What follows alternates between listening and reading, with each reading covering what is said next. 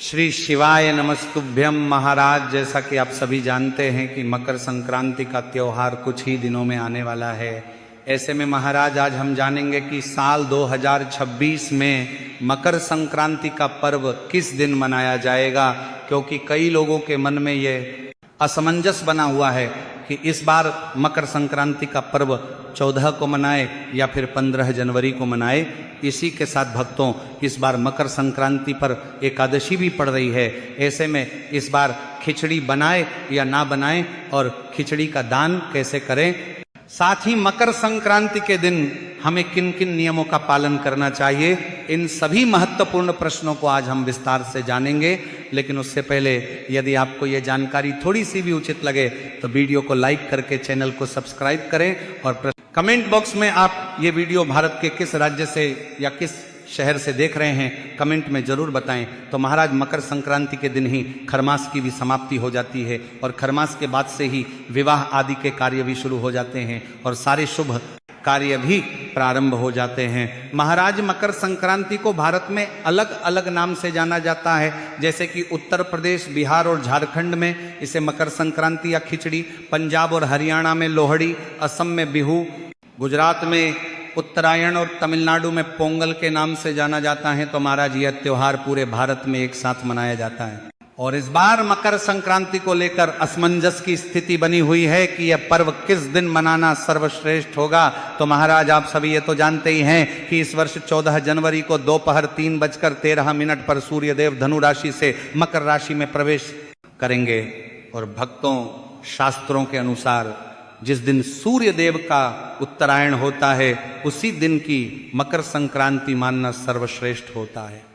तो महाराज, इस वर्ष 14 जनवरी को ही मकर संक्रांति मानना सर्वश्रेष्ठ रहेगा। लेकिन महाराज, यदि आपके क्षेत्र में 14 जनवरी को मकर संक्रांति मनाई जाए तो उसी दिन आपको माननी है, या 15 जनवरी को मनाए तो उसी दिन आपको माननी है।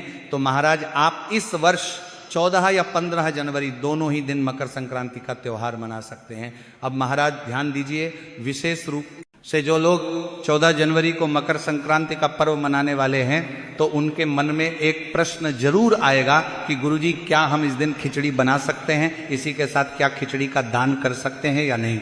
महाराज, हम आपसे ऐसा इसलिए कह रहे हैं क्योंकि इसी दिन षटतिला एकादशी भी पड़ रही है और ऐसे में मकर संक्रांति पर खिचड़ी का दान करना बहुत अधिक पुण्यदायी माना जाता है। लेकिन एकादशी पड़ने के कारण आप खिचड़ी न तो बना सकते हैं इस दिन और नहीं दान कर सकते हैं, क्योंकि खिचड़ी जो है ये चावल और दाल से मिलकर बनाई जाती है और एकादशी की तिथि पर चावल खाना या चावल का दान करना शास्त्रों में वर्जित बताया गया है। इसीलिए जो लोग 14 जनवरी को मकर संक्रांति का पर्व मनाने वाले हैं तो उन्हें ध्यान रखना है कि या तो वह 15 जनवरी को खिचड़ी का दान कर सकते हैं या फिर यदि आप चाहे तो 14 जनवरी को ही एकादशी की तिथि शाम 6 बजे समाप्त हो जाएगी, तो इस समय के बाद आप खिचड़ी का दान कर सकते हैं। अब महाराज, जो लोग 15 जनवरी को मकर संक्रांति का त्योहार मनाने वाले तो वह इस दिन किसी भी समय खिचड़ी का दान आराम से कर सकते हैं, क्योंकि इस दिन एकादशी नहीं रहेगी। तो महाराज, यहाँ तक आप सभी को अच्छे से समझ आ चुका होगा कि आपको खिचड़ी का दान मकर संक्रांति पर किस प्रकार से करना है। अब महाराज, हम मकर संक्रांति से जुड़े हुए कुछ नियम भी जान लेते हैं जिनका आपको इस दिन पालन जरूर करना चाहिए। तो महाराज, आप सभी ये तो अच्छे से जानते ही हैं कि मकर संक्रांति से सभी शुभ और मांगलिक कार्य शुरू हो जाते हैं। ऐसे में सबसे पहले तो हम ये जान लेते हैं कि इस दिन हमें कौन से कार्य करने चाहिए और कौन से कार्य नहीं करने चाहिए।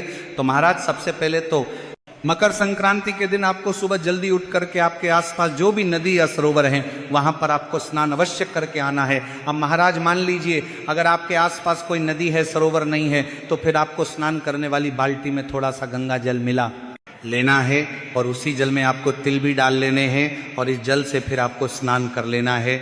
अब महाराज, इसके बाद आपको सूर्य देव को अर्घ देना है, क्योंकि इसी दिन सूर्य देव का उत्तरायण होता है। तो इस दिन सूर्य देव को अर्घ देना बहुत ही शुभ माना जाता है। आप हमारा सूर्य देव को अर्घ्य देने के लिए आपको तांबे या पीतल के लोटे में स्वच्छ जल लेना है, फिर उसमें लाल फूल, थोड़े से अक्षत, कुमकुम या रोली और चाहे तो तिल या गुड़ मिला सकते हैं। पूर्व दिशा की ओर मुख करके खुले स्थान पर खड़े हो जाए जहां से सूर्य देवता दिखाई दे।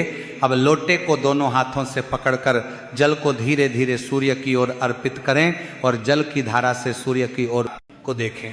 अर्घ्य देते समय मन में श्रद्धा रखें और ओम सूर्याय नमः या ओम घृणी सूर्याय नमः मंत्र का जप करें। अर्घ्य अर्पण के बाद सूर्य देव से स्वास्थ्य, तेज, यश और समृद्धि की प्रार्थना करें। अंत में हाथ जोड़कर प्रणाम करें। तो इस प्रकार से इस दिन सूर्य देव को अर्घ्य अवश्य दें महाराज। इसके बाद आपको इस दिन कुछ ना कुछ दान अवश्य करना है। चाहे आप खिचड़ी का दान करें, किसी वस्त्र का दान करें, या आपसे जो भी धन बन सके, चाहे 11 रुपए हो, 21 रुपए हो, 51 रुपए हो, धनराशि का भी आप किसी गरीब और असहाय व्यक्ति को दान कर सकते हैं, क्योंकि इस दिन किया गया दान हजारों गुना फल की प्राप्ति करवाता है। अब महाराज इसके बाद आपको अपने पूजा मंदिर में जो भी भगवान है, देवी देवताओं की प्रतिमाएं हैं, उन्हें भी आपको साफ करना है और मूर्तियों को स्नान जरूर करना है। आप चाहे तो इस दिन अपने पूजा मंदिर में गंगा जल का छिड़काव भी कर सकते हैं महाराज। मकर संक्रांति के दिन दान का बहुत ही ज्यादा महत्व होता है और हम आप सभी को बता दें कि इस दिन आप लोगों को चावल का दान करना चाहिए, काले तिल का दान करना चाहिए, और जो चूड़ा का चावल होता है यानी कि जो सूखा पोहा होता है तो उसका दान करना तो और भी अति उत्तम माना जाता है। इसी के साथ महाराज आप खिचड़ी के लिए उड़द की दाल का दान कर सकते हैं। अगर उड़द न मिले तो मसूर दाल छोड़कर कोई भी दूसरी दाल दान कर सकते हैं। इसके साथ साथ सब्जियों में आलू, गोभी, मटर, टमाटर जैसी सब्जियां, दही का दान भी किया जाता है। यथा संभव जो भी चीजें आपको मिल जाएं आप दान कर लीजिए। अगर बहुत ज्यादा संभव न हो तो कम से कम चावल, काला तिल, और इसी के साथ आपको कुछ दक्षिणा भी जरूर ही दान करना चाहिए। खासकर मकर संक्रांति के दिन काले तिल का दान बहुत ज़्यादा फल देता है, क्योंकि काले तिल से ग्रहों की शांति होती है। इसलिए इस दिन काली चीज़ों का दान बाकी दिनों से कई गुना ज़्यादा लाभ देता है। अगर किसी को दान देने की जगह न मिले तो काले तिल पक्षियों को खिला दीजिए और पैसा मंदिर में जाकर दान कर दीजिए, लेकिन दान जरूर कीजिएगा। छोटे बच्चों से भी तिल, चावल या हो सके तो 5 रुपए, 10 रुपए, 11 रुपए का दान जरूर करवाइए। इससे भी बहुत अच्छा फल मिलता है और ग्रह दोष कटते हैं। महाराज इस दिन स्नान का भी बहुत महत्व है। मकर संक्रांति के दिन स्नान जरूर करना चाहिए, चाहे ठंड कितनी भी क्यों ना हो। अगर घर में छोटे बच्चे हों, बहुत बुजुर्ग हों या कोई बीमार हो जो स्नान न कर सके, तो उनके हाथ पैर गुनगुने पानी से पोंछ दीजिए, टॉवेल बाथ करा दीजिए और साफ कपड़े जरूर बदलवा दीजिए। इससे भी बहुत पुण्य मिलता है और रोग बीमारी में राहत मिलती है। महिलाएं इस दिन अच्छे से श्रृंगार कर सकती हैं और पैरों में महावर भी लगा सकती हैं, इसमें कोई रोक नहीं है। साथ ही इस दिन पूजा पाठ जरूर करें। साथ ही इस दिन स्नान के बाद आपको तिल गुड़ से बने लड्डू का भोग अपने पूजा घर में रखें, भगवानों को जरूर लगाना है। फिर इसके बाद आप दान कर सकते हैं। इसी के साथ महाराज मकर संक्रांति की शाम को खिचड़ी का भोजन किया जाता है। कुछ लोग सुबह ही खिचड़ी बनाते हैं, कुछ शाम को। ये अपने अपने घर की परंपरा पर निर्भर करता है। बस ध्यान यही रखें कि भगवान के लिए थोड़ा सा अलग से भोग जरूर बनाएं। खिचड़ी मूंग दाल की हो या उड़द दाल की, दोनों ही शुभ मानी जाती है। चाहे तो दोनों को थोड़ा थोड़ा मिलाकर भी बना सकते हैं। इसमें घी डालकर बनाना बहुत अच्छा माना जाता है एक साथ। अब महाराज कई भक्तों का सवाल रहेगा कि गुरुजी 15 जनवरी को गुरुवार पड़ने पर खिचड़ी बनानी चाहिए या नहीं। तो मैं साफ साफ बता दूं कि वार से बड़ा पर्व होता है। मकर संक्रांति का दिन खिचड़ी का ही पर्व है, मकर संक्रांति। इसलिए इस दिन खिचड़ी जरूर बनाई जाती है। इसमें किसी तरह की चिंता करने की जरूरत नहीं है। आप ब्राह्मण को बुलाकर खिचड़ी खिलवा सकते हैं, सीधा दान और दक्षिणा भी दे सकते हैं। सुबह से लेकर दोपहर 12 बजे तक स्नान दान करने की कोशिश करें। वैसे तो पूरे दिन किया जा सकता है, लेकिन 12 बजे तक करना और भी उत्तम माना जाता है। नदी, तालाब या सरोवर जाएं तो वहां मिलने वाले जरूरतमंद को चावल, तिल या पैसा जरूर दान करें और खाली हाथ वापस ना आएं। अब महाराज माताओं बहनों का एक और महत्वपूर्ण सवाल रहता है कि गुरुजी जिन महिलाओं का मासिक धर्म चल रहा हो तो उन्हें क्या करना चाहिए? तो वे इस दिन मात्र पूजा पाठ न करें, लेकिन दान जरूर कर सकती हैं। पीरियड में बाल धोना भी वर्जित नहीं है। गुरुवार होने के कारण बाकी लोग बाल न धोएं, शैम्पू साबुन का प्रयोग न करें। जिन घरों में जनेऊ की परंपरा है वहां इस दिन जनेऊ बदलवाना भी शुभ माना जाता है। पुराना जनेऊ कचरे में नहीं फेंकना चाहिए, उसे किसी पेड़ या सुरक्षित स्थान पर रख देना चाहिए। साथ ही इस दिन सूर्य देव को अर्घ्य जरूर दे, और अर्घ्य देने के बाद तिल या तिल से बनी कोई भी चीज सबसे पहले अपने मुख में जरूर डालें। इसका बहुत बड़ा महत्व है। खाने के लिए सफेद तिल ले सकते हैं, लेकिन पूजा में काले तिल का ही प्रयोग करें।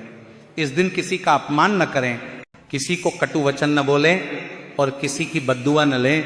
साथ ही महाराज मकर संक्रांति के दिन नया वस्त्र पहनना भी अच्छा माना जाता है। खरमास समाप्त हो रहा होता है, इसीलिए जो कार्य रुके हुए थे उन्हें भी अब किया जा सकता है। रात में अगर खिचड़ी बनती है तो भगवान को भोग जरूर लगाएं, और जरूरतमंद लोगों को खिचड़ी खिलाना या बांटना बहुत पुण्य देता है। यही सब कर्म हमें इस दिन करने चाहिए। तो महाराज उम्मीद है कि ये जानकारी आपको उचित लगी होगी। यदि आपको जानकारी उचित लगी हो तो वीडियो को लाइक करें, चैनल को सब्सक्राइब करें, और कमेंट में ये जरूर बताएं कि आप ये वीडियो भारत के किस राज्य से या किस शहर से देख रहे हैं। धन्यवाद।